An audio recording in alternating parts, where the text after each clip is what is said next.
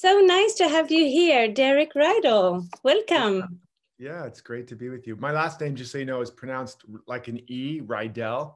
Rydall. As if it was an E. Thanks for correcting me. Sure. So you don't know much about us. A small country here in Sweden wants to translate your book, The Abundance Project. Have you ever been to Sweden? I haven't. I was supposed to go and do a big workshop in a chateau in Sweden somewhere, and I never ended up happening. But I have clients in Sweden, so. I'm sure you do. You are a very well-known writer and thought leader and speaker all over the world, I would say, right? Yeah, I have clients in all over the world. One thing I thought was interesting, because you mentioned how there's, at least within your community, a popularity of the law of attraction. Mm-hmm. And you're aware of my first book, Emergence? Yeah, I haven't read it, to be honest. Okay, great. I know about it. Yeah, what really launched me into the world very fast, especially because of law of attraction, was how emergence, the principle of emergence, which I discovered through nearly dying, is really solves the problems and challenges inherent in the law of attraction. And we can maybe touch upon a little bit of that today. Yeah. And it's what made it so popular, because law of attraction is so big and was so popular. And I taught what I called the unattractive side of the law of attraction. Yeah. And so in terms of even in the Abundance Project was the sequel, basically, to the principle of emergence and how it applies to creating abundance in your life. The principle of emergence is a fundamental principle to everything that I teach, whether it's relationships or business or wealth or success. It's a framework that applies to every area of your life. And but then I found, as I was teaching it, that one of the core stages in emergence is about circulation. And so many people wanted to go deeper into that I ended up developing a program called Awakened Wealth. And that's what became the foundation for the book, The Abundance Project. So the Abundance Project focuses on emergence as it applies to creating abundance. But the overall principle of emergence, you can apply to any area of your life, just like you would law of attraction. Exactly. So let's just start there. Can we just dive deep into abundance and emergence at the same time? Because I think these two words, these two terms are the key to understanding what makes your authorship different to the law of attraction, for example. Because Absolutely. In Sweden, we will call this equivalent in English, it will be a title that goes on deeper than the law of attraction, or beyond the law of attraction, or that kind of spin-off from the law of attraction. So emergence, how would you describe that? Yeah, so basically, I mean, I had an experience where, like so many people, I had been trying to go. Are we recording right now? Yes, we are. So I had been on a journey of self-improvement for many years, like a lot of people. And all of my efforts to improve my life tended to create more frustration and more struggle. And actually, it was like I was digging a deeper hole for myself. I was feeling more inadequate, and I was using attraction and doing all these things. And the frustration originally drove me to become addicted. I became addicted to drugs and alcohol. I almost died from an overdose. And I remember lying in the hospital with tubes snaking out of me and the doctor telling me I was lucky to be alive. And I couldn't understand how all of that effort to improve my life had gotten me there. And so I decided I just needed to work harder, work smarter, attract better. You sound familiar? And as a result of that, as they often do, things started to get better temporarily. And then I was doing a movie in Jamaica as an actor, and everything started falling apart again. I mean, the movie went sideways, the actress got fired, we had to start the whole thing over. And I was just like, what is happening? No, this is not working. Something's missing. And I prayed to just get lost from it all. And I went diving in a coral reef. And I got lost in the coral reef and I got stuck in a pocket of fire coral, looked like a underwater booby trap tomb out of an Indiana Jones movie, you know? And I was stuck underwater, giant spikes, inches from my face, throat, chest, stomach. I couldn't swim down or I would have been punctured. I couldn't lift my head out of the water to see where I was or I would have been punctured. I had to swim with the tips of my fingers and breathe in really short, staccato breaths just to stay afloat and not get punctured by these spikes. And after a long time, I knew nobody was coming to save me. And I knew I wasn't going to get out.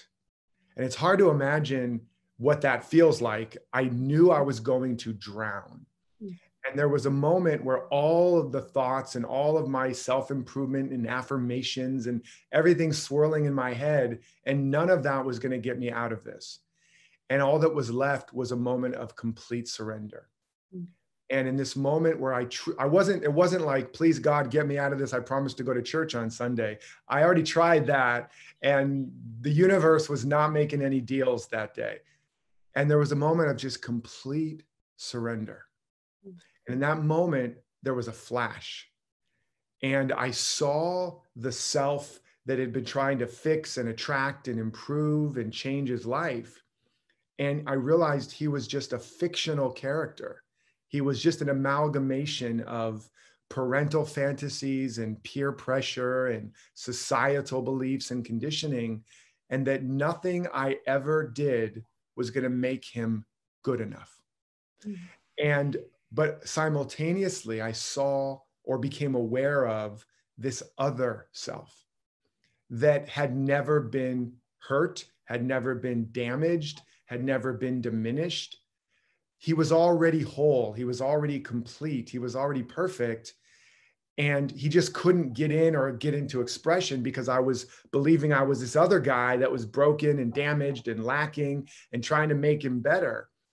And in that moment of that flash, it was like Humpty Dumpty fell off the wall and something snapped inside of me that I could never put back together. But in the same instant, and I still don't exactly know how, I was standing out. I was suddenly where I was trapped in the water. In the next instant, I was standing outside the maze of coral, looking down where I'd been trapped the whole time. Somehow I'd gotten out and I was standing on the one little piece of coral that I could stand on because everything else was covered in fire coral. If I just touched it, it was like 1,000 jellyfish stings. And so I saw this whole maze of coral and the exit was just inches behind me. I could not see it where I was at.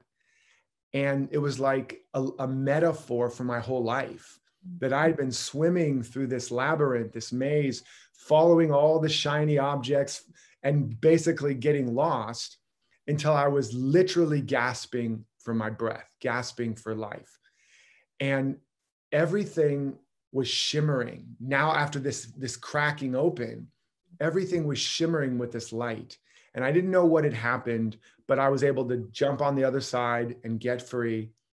And from that moment over the next several months, my whole life just completely shifted. I ended up trying to become a monk. And that didn't work out. That's a whole other story. It was very funny. I did not know what I was doing. I was trying to fast and be silent and do all these things for the first time. And I got so freaked out. I broke into the monk's kitchen in the middle of the night, stole food from his refrigerator because I was like fasting and hungry. And I had an out-of-body experience and I was terrified and I ran screaming out of that monastery pretty much. But I ended up cloistering myself in my apartment at that time and wondering what had happened to me. And as I went deeply, I began to understand what this self really was. And I began to be revealed this metaphor or this idea about nature. I could see it everywhere in nature, that every seed in nature already contains the pattern of its fulfillment. That the acorn doesn't attract an oak to it. It doesn't achieve oakhood. It doesn't improve itself into an oak. All of these concepts, attraction, improvement, achievement, the seeds in nature don't do any of that. they surrender to the soil. And when the conditions in the soil are congruent, they match the pattern in the seed, they give it what it really needs, then what was already there, the oak tree, the apple tree, the flowers, it naturally emerges. And everything in life is a seed. Yeah. The universe was, the Big Bang was the emergence of a seed pattern. Us in our mother's womb was a seed pattern. Every flower, every tree is all coming from a seed pattern. And so the law of emergence is the principle to understand how everything actually grows in this universe. Is you're not an empty seed that came here that has to fill your shell up by attracting stuff. You came already with a perfect pattern of infinite potential and divine purpose. And when you bring yourself and your life into harmony, into integrity with what you really are, that seed planted in the soil of your soul, your life, your potential naturally begins to emerge in your life. So that's the law of emergence. That's emergence in a nutshell. Yeah, in a nutshell too. Yes, Yeah. I love the analogy with the acorn and the oak, and well, it's nature in a nutshell as well. And Yes. it's so evident that we are part of something bigger. And I don't know why we humans want to separate us from nature, but it's something that we work hard to do, isn't it? Yeah, well, I think part of it is, I mean, we can go down a very mystical rabbit hole here, but the basic idea is that as we emerged into form for this experiment called consciousness in a body, consciousness in biology, which is what we're practicing. How do we be light and consciousness in biology, in form? As that happened, we began to identify more with the forms of life, and we forgot that we were life itself. And so over time, we built up an identity, a collective consciousness or mindset of being a being of form, i.e. a body, and therefore separate from this body, separate from that. Now, the value of it was, the necessity was, we needed to know that this body was separate from other bodies, from that saber-toothed cat, from that cliff, so we don't fall off of it, so we don't get eaten by it. So we needed to develop that perspective and perception, just like a baby. The whole process of consciousness is mirrored in the evolution of a child. The child at first believes they're one with their mother. They don't know that they're separate. They're in the Garden of Eden. They are Adam and Eve in the garden, and then they have to realize they're a separate being, and they go through separation anxiety, and it's very painful.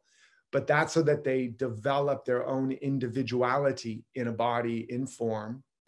But then we have to make the journey back again to the realization of oneness, to the realization of innocence, and to the realization that we're not the body, that we're not the ego identity of form and personality, that we are the life that is behind it, the self that is much bigger than that, the self that includes all forms. And that's really all the great spiritual masters is what they all come here to teach.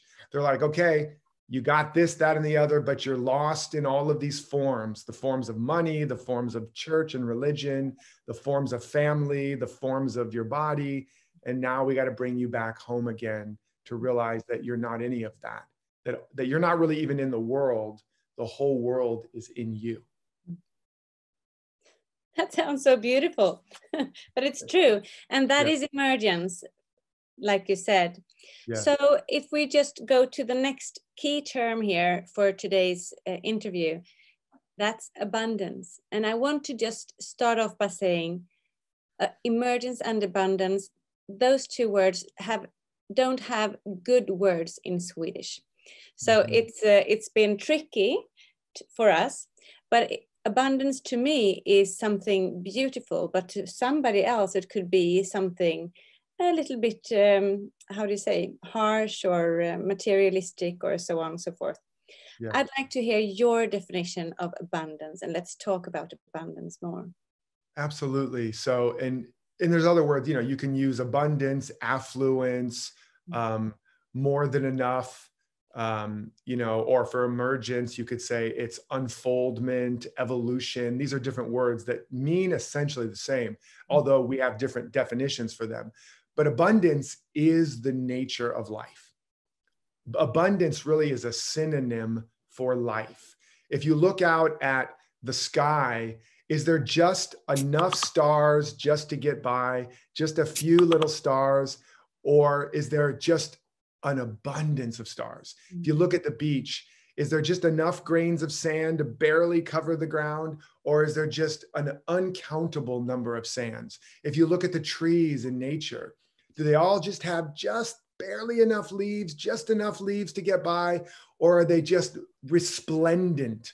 Everywhere you look, the glory of God or life, whatever metaphor you want to use, is just, it's just putting itself on display everywhere and saying, look at how beautiful I am. Look at how amazing I am. Look at how glorious life is. So that's happening everywhere in nature. And again, because we cut ourselves off from that in our mind, and we created in some cultures and in some people this belief that I'm separate from that and that somehow it's wrong or it's bad or it's arrogant or it's egoic to be abundant, to have everything. We don't understand that that is our true nature. Now, that doesn't mean, what did one of the great teachers, Jesus, say? I've come that you may have life and have it more abundantly, right? What did it say earlier? All that the Father has is yours, the earth and everything in it. So that's not a religious statement. That's not a Christian statement. It's not even a Jewish statement. It's a statement of truth that our nature is infinite, inexhaustible life. And that means infinite, inexhaustible love, an abundance of love, in fact, it's not material at all. Abundance is not material. It's the qualities of existence. Life is not material, it's spiritual or qualitative. So an abundance of love, an abundance of joy, an abundance of peace, an abundance of freedom, of fulfillment, of inspiration, creativity, companionship, connection, all of the things that make life amazing and wonderful. We are made of an infinite abundance of that. Now, as that manifests, it manifests symbolically, like wealth is not the dollar bills, like wealth is not the fruit on a tree. The fruit of the trees, a big orchard full of fruit, that's not the abundance. That's the symbolic expression of abundance. The abundance is the invisible life and intelligence that even when you take all that fruit away, in the next season, it reproduces another harvest again and again and again. That's abundance according to its seed pattern. So an apple tree will create harvest after harvest of apples, and then orchards and orchards and orchards of apples infinitely. You aren't going to create apples. Abundance for you may not be apples. Maybe it's apple pie, but an abundance for each individual is going to be all that they could ever need to fully manifest the potential of their seed pattern, of their purpose, of their destiny, so that their life, so that they're not having to focus on having enough or surviving or imagine if the apple tree had to work a side job in order to have enough to eventually produce apples. It wouldn't work, right? So all of life pours all of itself into that seed. And that's our potential, to have all of our needs met abundantly, so that our focus can be letting more life, more love, more beauty, more service, more generosity. Ultimately, the greatest principle of abundance is the understanding that life is never trying to get anything. Life has everything, so all it ever wants to do is give more and more and more of itself. And when we identify as that abundant life, our life and our mission becomes all about giving, all about expressing, all about circulating. And I've had experiences where I understand now, but I didn't then, where suddenly I was overcome with the desire to give away everything I had. And I had to tell my family, keep an eye on me, make sure I don't actually give everything away, because I'm not sure what's happening here. And what I realized after it happened a couple more times was I was having a direct experience of how life feels, of how life itself feels, of how love itself feels, which is, you're my beloved, whatever you need, I'm here to give it to you. So that's the ultimate feeling of abundance. It's not the ultimate feeling of, I want to get more. It's the ultimate feeling of, I have everything. What more can I do? Around. Yeah. Yeah. So the Abundance Project, the book, is actually learning or teaching us how to identify with abundance and make it a part of our life. Would you say that? Absolutely. It's about really, first and foremost, re-educating ourselves about what is abundance, what is wealth. Because as I said, wealth is not dollar bills or whatever the currency is in Sweden. It's not francs or yen or euros, or it's euros, right? It's wealth is not that. That's a symbol of wealth. And that's also why it says the love of money is the root of all evil, because what it's really saying is the love of the symbols is the root of all evil, right? When you think the dollar bills or the euros or the stocks and bonds and houses and clients, and if you think that's your source of wealth, you're going to do all kinds of things to manipulate, to control, to be afraid of losing it. That's how wars are started. That's how families get broken up. That's how marriages get ruined, because we think all of those outer things are our abundance or wealth. So the first step is re-educating us to understand that the wealth is in you, like the goose with the golden eggs, right? Yeah. The goose isn't full of gold. So you cut it open and get all the gold out. There's nothing in there. It's the infinite, invisible intelligence. The source of all abundance is in us. I am the source. You are the source. That's the first level, is the understanding and re-educating of that. And then the second level is, once you know everything is in you, that all of life is already been given to you. You can't add anything to you. But the only way to have a greater experience of it is to find a way to open out a circulation of what's in you, to learn to circulate. Hence the 7 gifts, the 7 wealth activators or gifts, or the abundance activators or whatever. I forget what I call it in the book, but the giving forth, the giving away, the giving in, the giving thanks, the forgiving. These gifts are the way you open out, like you've got all of this behind you and you've got a spigot, or like a faucet. But if you don't open it and start pouring it, it doesn't matter how much you have in storage or how much you have in the water tanks, you're not going to get any water in your glass.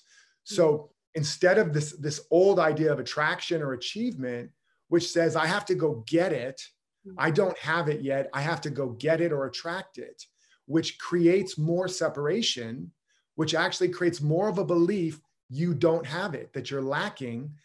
The Abundance Project in principle teaches you start from the place of having everything. And then I show you how to begin to circulate it so you can actually manifest the infinity of abundance that is within you. And I tell you, I've helped myself and clients all around the world to go from broke or bankrupt or struggling, whether it's in relationship or business or finance, to ultimately, seemingly magically in some cases, begin to manifest in abundance. It's not magical, it's a principle, but that's the key. Is you got to find a way to flow. So we got to understand what wealth really is. You got to understand what it really is, where it really is, which is within us. And then step 3, how do you start to get it out? How do you start to circulate it? Those are the 3 big principles of the Abundance Project. And get the understanding that you're in the middle of it from start to finish. Absolutely. So you To have, understand circulation, the law of circulation is really the key through all of this. For example, right now, for a lot of people, and in this case, you know, if you have a belief or what I call a shadow around wealth and abundance and having too much, you know, like in European countries, UK, Australia, there's a thing often called the tall poppy syndrome, where if the poppies grow too tall, they cut the head off. And so if you have a belief that it's not right, that it's to be selfish, to have what you want or to have all that you need, then it's akin to believing it's only good to breathe out, not to breathe in. And imagine if you go through your day just breathing out, breathing out, breathing out, you will expire, right?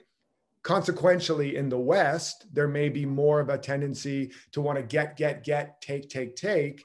And that's more breathing in, breathing in, breathing in, breathing in. You also die. And so you have to be willing to breathe in. You cannot give anything that you don't first have, right? So you have to first breathe in. You have to receive and know that you have. But then you cannot keep what you don't give. So you have to give the breath. You have to give what you have. That starts the circulation. And then finally, you can't sustain what you aren't willing to receive back again. You know, so somebody compliments you and say, you look so beautiful. And you're like, oh, come on, that's nothing. I just did this hair. It's no big deal. That's you not receiving, right?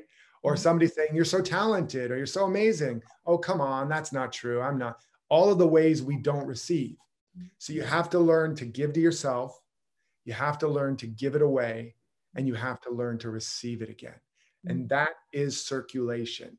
That's a complete circuit or cycle of abundance. It's very different parts are different. How do you say? They are difficult. It's difficult to receive. It can be difficult to give, but it's more difficult to receive. Many would say. Yes. Yeah. And I do go into it to talk about that because it's deep psychological beliefs and patterns that have been here for a long, long time. Religious patterns, old societal patterns, you know, and they're not true. They're like viruses. And we've caught viruses of lack and limitation and separation and the belief that abundance is bad or evil, or the belief that if I have a lot, I'm not a good person or whatever. We didn't create those beliefs. They were here before we got here, at least us, right? The people watching now. But like a virus, they're in the atmosphere, and we may catch it in our family lineage. We may catch it at school. We may catch it in our business. We may catch it in our religious affiliations, but we catch these viruses. And so the Abundance Project and the work that I'm offering, it helps us to get a vaccine against those viruses, to get inoculated or immunized against these thought viruses of fear and lack, separation and limitation. And so it doesn't add anything to you. It frees you of these viruses or of these parasites so that what you are naturally can begin to flow again and circulate again and manifest the bounty and the abundance that is our true nature. You know both sides of this story. You know the life before abundance, and you know the life within abundance. Absolutely. Yeah. Can you tell us I know it's a life story, but. Yeah, and it's an ongoing journey in terms of new challenges and new levels, you know. Because the more you're willing to be abundant, the more you're willing to be an instrument of life and a channel of good for life beyond yourself, more life, more energy, and more abundance will begin to pour through you and to you and for you. And then you have to learn how to manage and be a steward of even more. So there's new levels of challenges. But I remember years ago, where I'd had that big spiritual opening. I had really began to go on a deep spiritual path. And I was in great joy and happiness and really devoted to the practice and the principles. And nevertheless, everything was, all of my money was going away. I was going broke, and I was really upset and confused. I'm like, what's the deal here, God, or life, whatever. And I remember one night, I think this is in the book, where I sat down in my fake leather chair in my apartment, and I, like Gary Sinise in Forrest Gump, you know, when he's on the mast and he's, bring it on, God. He's all mad at God. And I was really mad at God. I was like, I don't get it. It's not right. I've done everything right and I'm broke. And I sat in my chair and I said, and I was ready to be evicted out of my apartment. And the bill collectors were calling me. And I sat in this chair and I said, I'm not getting up from this chair until I know the truth, that either this stuff is a bunch of BS, belief systems. I don't know what you thought I was going to say, but this is either a bunch of BS or there's something real here, but I'm not getting up. The landlord is going to have to pry my cold, lifeless hands from this chair, this fake leather chair, because I'm not moving until you tell me the truth, God. And I sat there, and the daylight turned to dusk, and the crickets came out, you know, for their nightly chorus. And I was wrestling with my demons and losing. But at some point in the middle of the night, all of a sudden this space opened up and this voice spoke to me. And it said, you made your savings account your God, and thou shalt have no other gods before me. And it was like, what? I half expected to turn around and see Moses standing there with a tablet, looking a lot like Charlton Heston. But in that moment, it began to describe to me, it said, whenever you make anything outside of you your source, whether it's a bank account, as we were talking about, whether it's a client, a bank account, a parent, a spouse, anything, you have just given your power away, and you have disconnected yourself from the one and only true source of your life. And again, it doesn't matter what you call it God, call it Uncle Joe, call it higher power, call it universal being, but it's real. And it said, whenever you make anything outside of you your source, the universe is set up to betray you, to fail you eventually. And especially if you've been doing real work and sincerely wanting to spiritually awaken or live a greater purpose, there's going to be an acceleration of that failure. Because if you just think about it, to whatever extent we believe something outside of us is our source, what do we start doing? We start manipulating ourselves or them. We start holding on to what we have, afraid we're going to lose it. We start controlling or cajoling or trying to get what we want from them. But what suffers? Who we really are is not able to come out.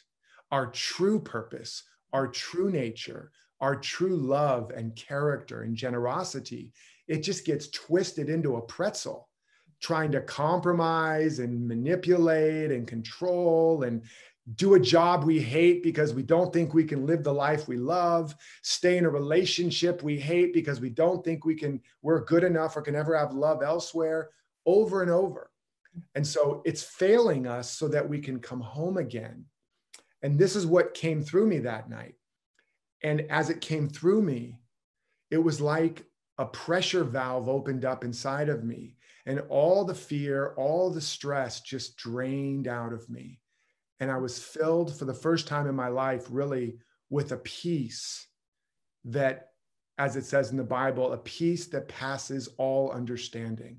It wasn't a peace based on conditions. It wasn't like, oh, I got money now, I'm peaceful. It was, I am peaceful. I am that, and I'm okay. I'm held, I'm supported, I'm loved, I'm taken care of by life. And it was a deep, deep peace. And I fell asleep. And over the next few days, I was walking around just in bliss, even though the landlord's still knocking and the bill collectors are still calling. And I was okay. I knew all was well. And then I get a call, and it's my former acting agent. And he said, out of the blue, somebody just called looking for an audition for you. He's like, I know you don't do commercials anymore because you're too spiritual. And, but they called looking for you. You want to go on this audition? And the little voice said, yes. And I said, yep, I'll go. And I went on this audition and I got the job, and I made a year's worth of income in 2 days. Thank you. And it wasn't about the money per se. It was about that realization of peace. Mm. And it was also the realization that when I was living and trusting in source, rather in my own insight, rather than my eyesight, not judging by appearances, not letting what I see make me believe that I'm missing something. Instead, I was judging by the inner judgment, by righteous judgment, by internal connection. That idea of getting a commercial to pay my bills wasn't anywhere in my imagination. It wasn't anything I would have ever tried to attract. It wasn't anything I would have ever tried to achieve. It wasn't anything humanly I would have ever done. And so it also showed me that when you're connected to this abundance principle, to the real source, it doesn't just have your one or two ideas of how to live your life amazingly. It has infinite organizing potential, meaning wherever you are, your back's against the wall, you've lost your job, you've gotten divorced, you're getting evicted, whatever the situation is, and it looks like there's no hope in sight. When you reconnect through this principle, there are so many more ways that life and love and abundance can flow through you and to you and as you. But if you're stuck in just trying to attract it or achieve your little myopic idea, then you're going to be stuck for a long time. Or you're going to manifest something that's going to cause you more problems, right? What you're saying is to not get stuck in our idea of what's possible and what's not possible. Yes, it's okay to use that as a starting point. Like my best idea, my best vision, so that you can activate the vibration of that. So you can feel the joy, the power, the abundance, the possibility. But then you have to let go of the vision, of the image, and not hold on to it too tight. You can move towards it, but you always want to have, it's like greater, this or something greater. Because the truth is, your imagination is based on your memory. And your memory is already old news. So what ends up happening is you often project your memory, which is past, into your future, which is fantasy. And then you visualize and imagine based on memory and fantasy. But you are so much more than your memory and your fantasies and your imagination. That's why, by the way, you see a lot of science fiction, and they've got all these new high-tech stuff, but human beings are still suffering and struggling in the same way, because who you really are has never happened before. You can't get it merely through imagination. So you have to open up to what I call emergination, to the spirit's idea, to the soul's idea. And, but you can use visualization, and I talk about this in the book. You can use it as a tool. You just don't want to get stuck in that rut, because something even better is trying to happen. Exactly. Let the universe decide the final. So, is it okay that I'm so passionate? You can tell I get very passionate. I love it. I love it.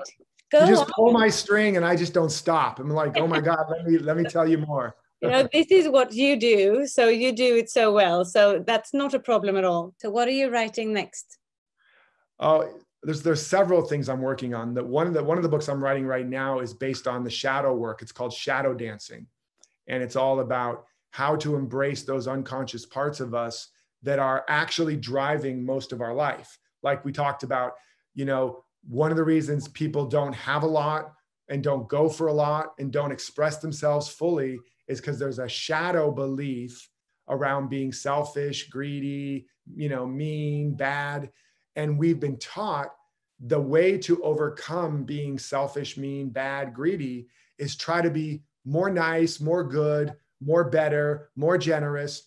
And that's not only not going to help, that means you are now in a war with yourself. You are now a house divided. And you are going to suck away your life force. You're going to be in a constant battle. And when you instead you turn around and embrace the shadows, which are part of you, you understand them, you see they have gifts, they have messages, they carry the energy and the potential of your next stage of evolution. And they heal you of all the judgment and the fear of all the things you're fighting with and fighting against. And it begins to develop in you the heart of God, the heart of compassion, the heart of Buddha, the heart of Christ, the heart of Mother Teresa, the kind of heart that can see the world through the eyes of love and compassion, not condoning bad behavior, but, you know, as Gandhi said, love the sinner, hate the sin, right? And so you're able to hold the world who are all trapped in their own shadows and their own fears. It's not their fault. They've been hooked by those viruses. Yeah. You're able to now meet them, including your family, your husband, your wife, your children that are triggering you all the time. All of that is shadows. Mm-hmm. So you gain back complete control over your life.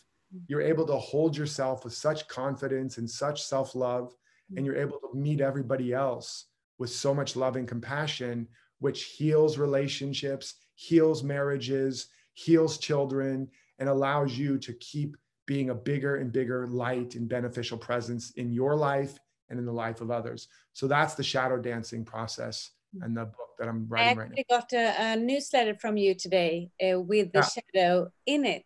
I'm going to be teaching the program coming up, and I'm actually simultaneously writing the book as well. That's just one of the books I'm writing. Interesting. I think it's quite, how do you say, it's quite interesting and mad how hard we're fighting to be something that we're not, to put on a different costume than we are, instead of dressing off and showing our full potential. Totally. And understanding that what we call positive qualities and what we call negative qualities, we always want to go towards the positive, but you need both of those polarities. Mm-hmm. Again, back to the abundance principle. What is it that creates circulation?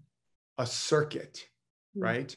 A circuit is a field that's made up of a positive and a negative charge. If you have a battery, it has positive and negative. Try to run your battery with just a positive charge. It won't work. Okay. So the negative charge is not bad. It's the opposite of the positive. It's the void. It's the thing that causes, it pulls. It's the darkness and the light. The darkness is not bad. The dark soil that's made of everything that has died and decayed is the very substance of life. You need both. So when you have selfish, quote unquote, negative, and selfless, and you integrate them, you have a circuit. You have circulation. You breathe in, you breathe out. You breathe in, you breathe out. You don't just breathe out all day. You have to have both polarities. And all of those qualities, needy, greedy, selfish, ugly, bad, evil, those are all negative polarities that need to be integrated with all the quote unquote positive. And then you don't become bad and destructive and selfish in a bad way. In fact, if you avoid those polarities, you are more likely to become destructive.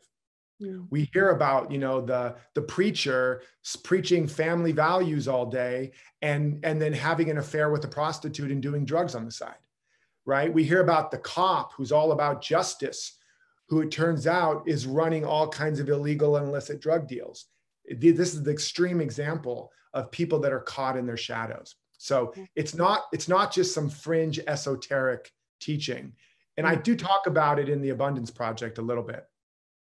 Yeah, I think it's very interesting. And I think reflecting in your life, you can see how you are living those the circuit, but also the polarities. And I guess it's just a matter of balance as well, to balance out and reflect on how big portion of my life is this negative part, and how big portion of my life do I want this positive to take. Yes. And when you embrace the negative, it becomes a positive. Yes. When you fight the negative, it gets more negative. That is so refreshing to hear, because I think especially in well, maybe not especially in Sweden, but in Sweden we hear that a lot. And sometimes there comes some person that actually says the opposite. Well, you should not go around being positive all the time, because it means that you're not positive for sure, or not truly positive. You can't be truly positive all the time. There are different parts of it. Exactly. It means you're actually avoiding what you're really feeling, and therefore what you really need. And as a result, we know those people. But again, we can just go back to the ancient teachings. Buddha taught it, Jesus taught it. Jesus said, resist not evil. Don't fight it. And then he said, love your enemy. And then he said, the enemy is in your own household. Whoa. So he's basically saying the enemy is in you, meet it with love, and you will redeem it. And you will discover God, life, never created anything negative or bad. It's all good. You're just misperceiving it. And that's what forgiveness is about. That's what redemption is about. It's never about fixing or improving or adding anything to us. It's about seeing those parts of us for the first time as they truly are, and meeting them with the love and the understanding and the generosity that they've been crying out for our whole life. When you do that, you're healed, and you become a healing influence in your life. It's interesting that it's so difficult to see this in our lives. With our book club and our community, we are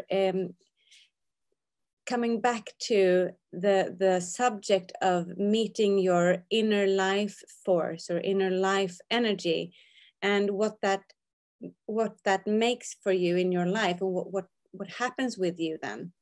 And it's interesting because if you remember that moment or that experience, meeting your inner life energy, where everything about life kind of changed, I think most people had such a moment, but maybe not so many people reflect on it and actually remember it and picks it up every now and then.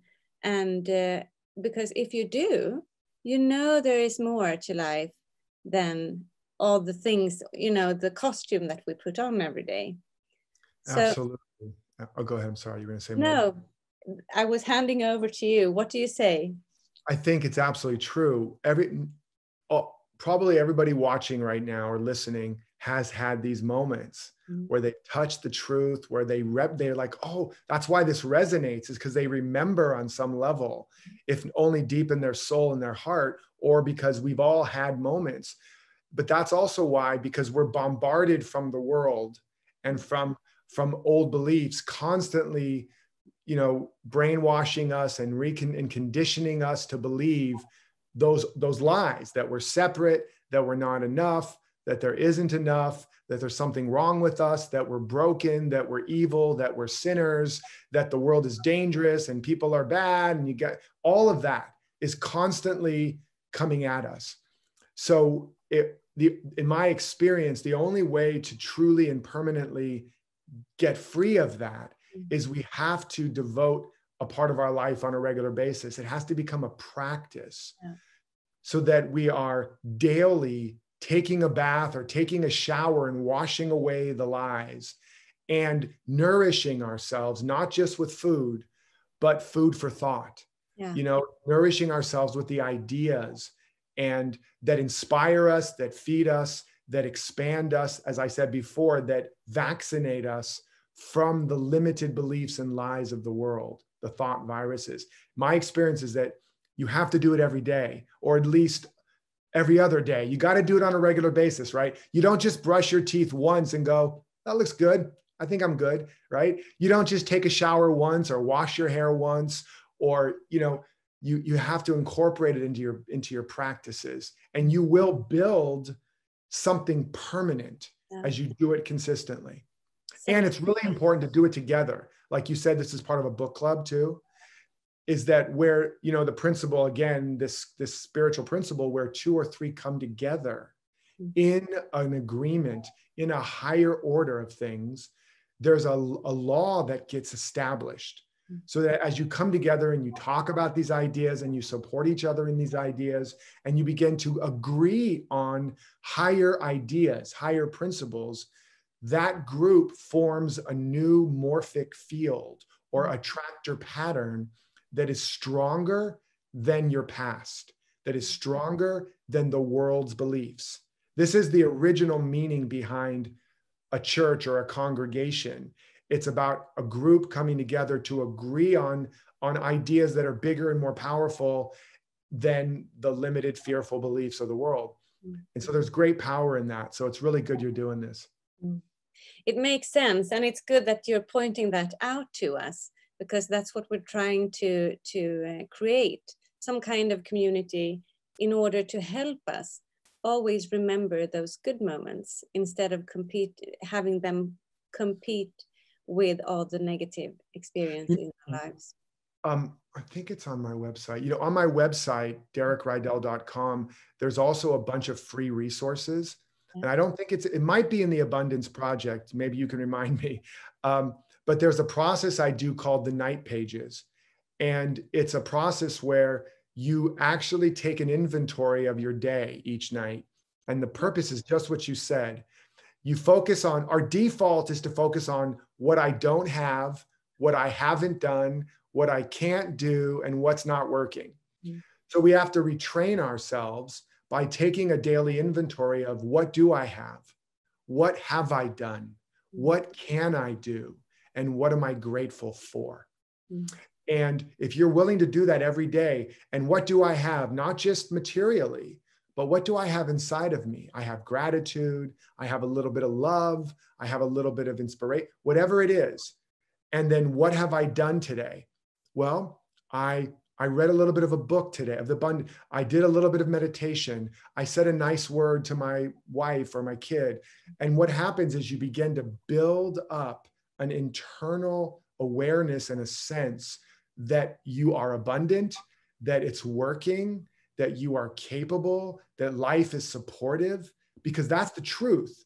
But this is a practice that brings you into alignment with the truth in your heart and soul. So if they can't find it on my site, they can just listen back to this and just do what I just said. It's very simple. I will search for it. The night pages. I will search for it for sure. Yeah. All the tools that we can get is of help, isn't it? Yeah, absolutely. Yeah. So I want to talk to you a little bit about the Abundance Project 40 Days program. It's a time-tested program to get us into this, to living an abundant life. Can you tell us shortly, what is it about? It's 40 days and then you're there? Well, yeah, it's not. Sometimes you are. I've taken a lot of people through this, probably thousands of people through the 40-day program. Sure. And what it is first of all, it's about practice. It's about creating a container, a period of time, just like I was just saying about the night pages, where you are putting your attention and your practice on building new habits of thinking, habits of feeling, habits of being, and habits of doing.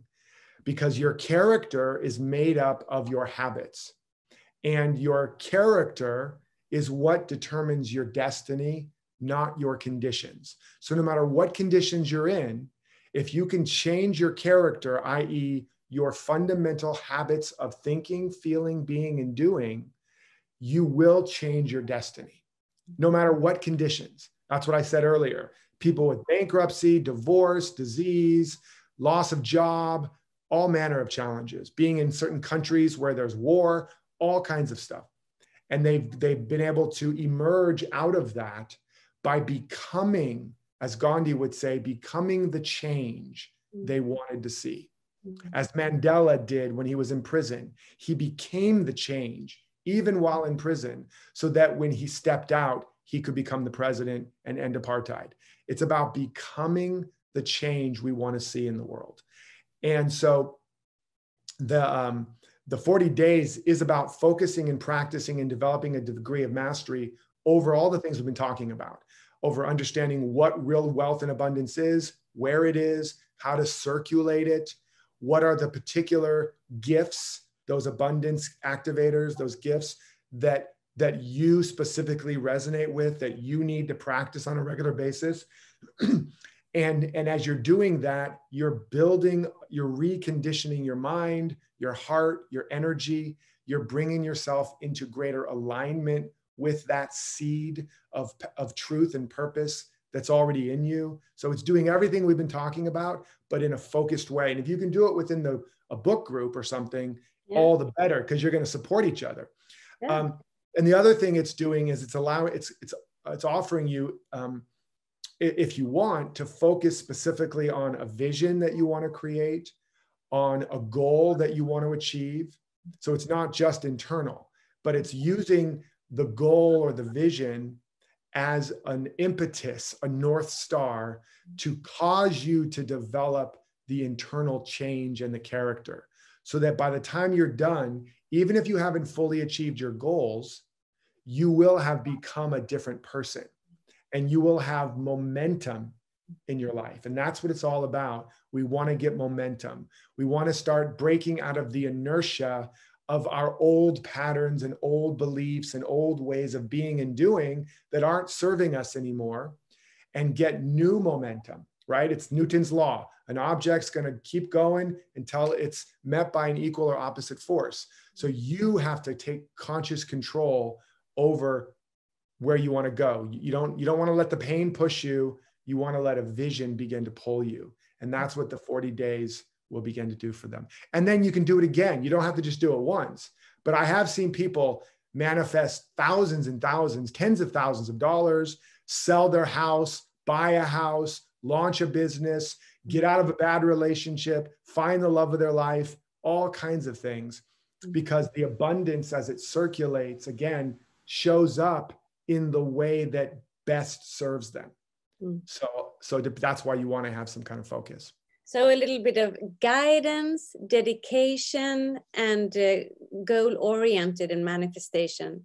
And building habits. Because once you build the habit, you don't have to think about it anymore. Exactly. And now you build success patterns that is just on autopilot, right? Yeah. The reason I can write all the books I'm writing and get all the things I'm doing and the results and all the stuff is not because I'm having to think about it every day. It's because I built certain habits. Yeah. I do my practices every single day, no matter what. I went through a terrible tragedy this last year. Yeah. Not just, we've all experienced tragedy, depending on when you watch this, with the pandemic and all of that. But I lost my son. Okay. And of course, it was the greatest tragedy of my life. He's the love of my life. So is my daughter. But it was a tragic thing that happened, a tragic accident. And understandably, it tore me apart. But because of my practices, because of my commitment and dedication to these principles of truth and principles of life and of love and of healing, instead of me dying myself, instead of me destroying my life, instead of me becoming an alcoholic or quitting my, all the things that would be understandable, my life went deeper and my heart opened up more, and my capacity to love and to serve and to create and to be an instrument of God or life or love has gotten even bigger and stronger.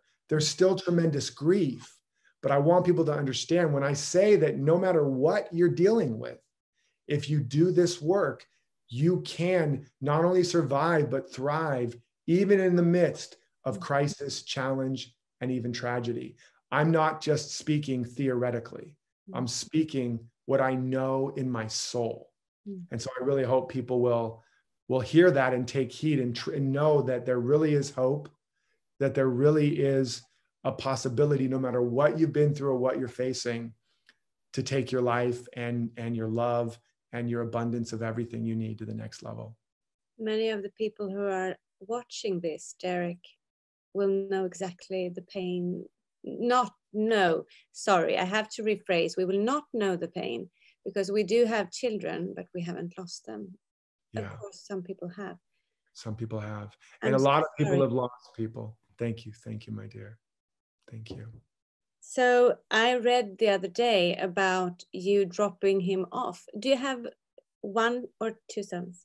I have 1 son and 1 daughter. So you read about, me taking him to college and. Yeah, and that was another crisis in your life. That's right. Yeah. That's right. I've had my share of them. I know. I'm sorry, I'm getting teary-eyed here. Oh, not at all. But that's okay. Yeah. No, this is real. We can talk about all the principles, and that's great, and all the shiny, happy things, and that's great. But the truth is, a lot of people are struggling and suffering. But Derek, what do you do every day to keep on the abundance flow? Or when you fall off, what do you do? Yeah. And, and I do have my challenges. Like I said, when I'm ready for a new growth stage, a new evolution, I'm going to experience a lot of old fears and doubts and concerns, where it used to be, I'm going to invest $500 and now it's 5 million or whatever. It all evolves, right? Where it's like before it's about getting in a relationship and trusting love. Now it's about how do I stay in my heart and stay in love when I lose the love of my life? So it evolves, right? But my basic practice is every day I wake up and I go into meditation and prayer. And then I do breathing exercises now. And I do cold plunges to Wim Hof? And I meditate and prayer and pause throughout the day to reconnect to my source. And I'm constantly, feeding myself new information, new ideas, listening to or reading great spiritual teachers to continue, like I said, to have good, not just dental hygiene, but good mental hygiene, right? Some good mental floss and keep my mind clear and keep my heart open and keep my body strong and keep the life force and the love force circulating through me. I also do a practice every day where I'm praying for lots of other people and I'm bringing everybody that's in my programs, everybody that gets my books, I bring them into my consciousness and do meditation work and quantum healing work to support them. And then just have a general practice of blessing the whole world and forgiving everybody so that I'm constantly, again, keeping my field clean and keeping my energy circulating. Mm-hmm. And these are practices. I don't expect everybody to try to do all these at once. There are things I've layered over time so that, again, it's habitual. Even if something happens, there's somebody gets mad at me or somebody cuts me off on the highway or I may have an initial little moment, but what happens automatically is blessings, gratitude, forgiveness, prayer, because that's what I've been practicing for so long. And that allows me to be a clear channel for abundance. I also, my practice or my core sort of mantra or prayer every day is to surrender my life to the one life, to the great life, and to ask that it use me in service of the highest good for all. So again, that may not always be something people are comfortable with to start with, but what that begins to do is make you a purer, clearer instrument for life. And life is looking for people, looking for instruments to use. Life is like, come on, let me in and I will surprise and delight you with how much goodness you can have if you're willing to be of service to the larger plan. What else? I'm trying to think if there's any other things that I do. I do everything in the book on some level. The 25 ways to manifest more, the visioning work, all of that. I do all that stuff. And there are several of them described in the book. Especially, I was thinking about the, what do you call it? It's 25 ways to manifest more. It's an easy exercise, but a good one. Yeah. And it seems simple, deceptively simple. Excuse me. But what it does is, see, again, our mind has been conditioned, most of us, to be very narrow and to believe and to only be able to see a few options, right? It's like, okay, I can have abundance in terms of money, either from my job or my spouse or the government, and maybe my parents sometimes, and that's about it, as one example. So that's like 3 or 4 channels of possibility. And if we don't see it there, we don't believe it's possible. And that's absolutely false. The whole world is your channel, not just one person. Nobody is your source. The source is in you, but everybody and everything is a potential channel, right? And so it allows you to begin to expand your ability to see and think and imagine and open up to the greater and greater possibilities, and to be fluent with your thinking. So it's not just, and what happens as you start to go down it, some people will do it and they'll get to like 5 and they can't do anymore. There's no way, you don't understand, Derek, there's no more possibilities. I'm like, keep writing. And they're like, because just when it gets hard, that's where the growth starts, not before, right? That's why I say you can only do 20, do 30 then, you know? And so where it starts to get hard, that's where you've hit your own edge, your own threshold, your own capacity. Just like if you go to the gym and you can only do 10 reps, and so you stop. It's like, I can't do anymore. Do it anyway. And you push through that. In the 11th rep is where all of the growth occurs and beyond, not in the first 10 reps, because you can already do that. So the 25 ways to manifest more stretches you, grows you. And as you're getting down the list, you start to see that the ideas on your list start to mate with each other, and then they produce new ideas. And then those connect and get together and produce new ideas. And before you know it, and this is key, you don't just have all these ideas, you have an energy. You're expanded again. You're not constricted. There's no way. You're like, you feel a sense of possibility. And that energy and that vibration is the vibration of abundance. So there's a lot to that little exercise. It seems simple, but it's very powerful. But then again, why should we judge a simple exercise? That's what we need. We don't have all the time in the world to do them. I agree. Some people look at it and go, "Oh, I'm not going to get anything from that," but you will get a lot more than you realize. We should get away from judgment altogether, I would say. Yes. Yeah. Absolutely. So Derek, we are about to, our time is kind of up here, so I will let you go soon. Can I just give you a few short questions to? Sure. Yeah. So you are now are you in California? Mm-hmm. Yeah. Where in California? Just a suburb outside of Los Angeles. Yeah. Still part of, I think, LA County. Are you born there? Is California your home?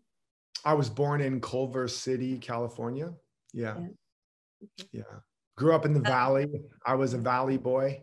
It sounds, when we speak, it sounds like you have done your spiritual journey into, you have dipped your toes in many spiritual practices and philosophies and religions and so on. Yeah. Do you feel that you belong to some kind of practice? I don't. I mean, I have a particular affinity for the teachings of Jesus.